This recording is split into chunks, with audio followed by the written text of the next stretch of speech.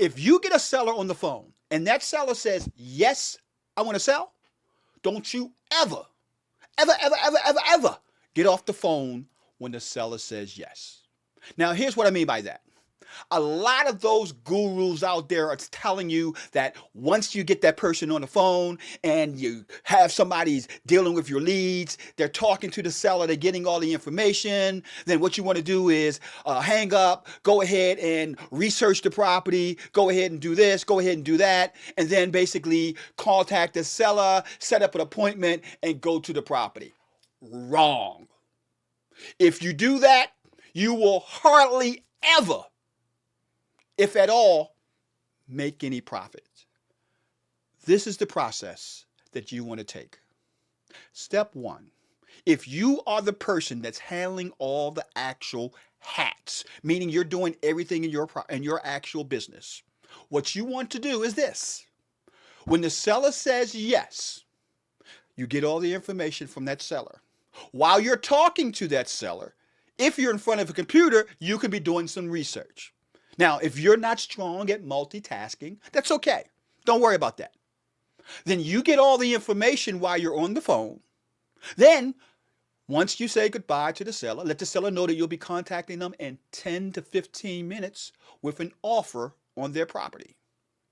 Now, once you do your research, you get all the details. You find out what the comps are going for. You find out to make sure you got the owner that you're dealing with it. You do your breakdown of estimate of repairs, the whole 9 yards, based on that original conversation. You do all your due diligence. You get back on that phone within 30 minutes. At that point in time, you will do this. If the numbers make sense when you've done your due diligence, you will tell the seller, when will be a good time today between 2 and 4 for me to come by and see your property? Never give the seller the control of the negotiations. When you ask a seller, oh, Mr. Seller, what time can I come by and see your property? You just gave the actual seller all the control in the negotiation. So do and repeat what I say. Mr. Seller, what will be a good time today between 2 and 4 for me to come by and see your property? Oh, you're not available today? Then what time works tomorrow? You see how I shifted that actual objection to a point where we can take control again by putting that person in the mindset of coming to their property tomorrow. Now, an example of that is an actual deal that I worked with one of my Mastermind students. And we're going to go over and take a look at that property in a few minutes. But that deal was from an actual person who one of his demo guys on his rehabs. And my student called me up and said, Charles, he wants to sell this deal that he can't fix. He doesn't know what he's doing and he wants to get rid of it. What should I do? Okay, here's what you do. What's the numbers? Bam, bam, bam, bam. Okay, that's the numbers. Perfect. Put an offer in at around 110. Well, he asked 125. Put the offer in at 110. Now, all of this is taking place within an hour of the initial conversation. I'm going to say this again. All this is taking place within an hour of the initial conversation that my student had with the seller. And this is a roadmap that you should use.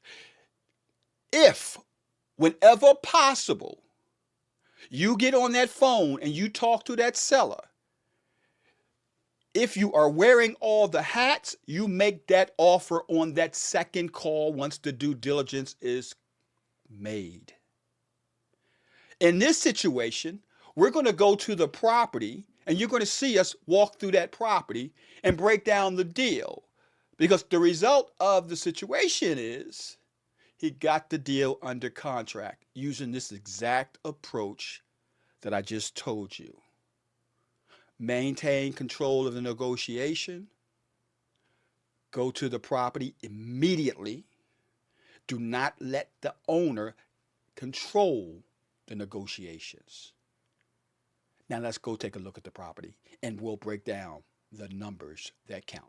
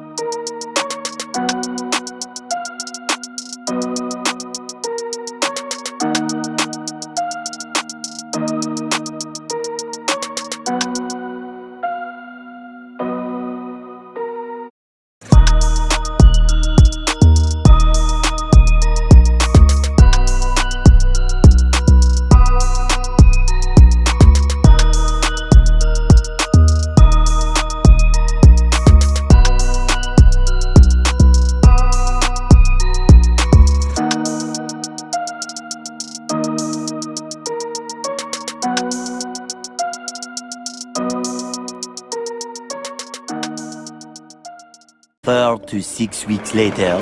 So here we are, King Title. We have the check, and this was the first deal. We made $33,000. It's all because of I was able to get the property under contract, and through my mentor, the mad scientist Charles Blair, we were able to get it under contract with the end buyer in about a few hours. A few things after that we had to do, but for the most part it was a pretty clean deal, and there really wasn't a whole lot more to do besides come here, let the title company do their thing, and pick up the check. So first deal, job well done. Thank you, Charles, and we're on our way.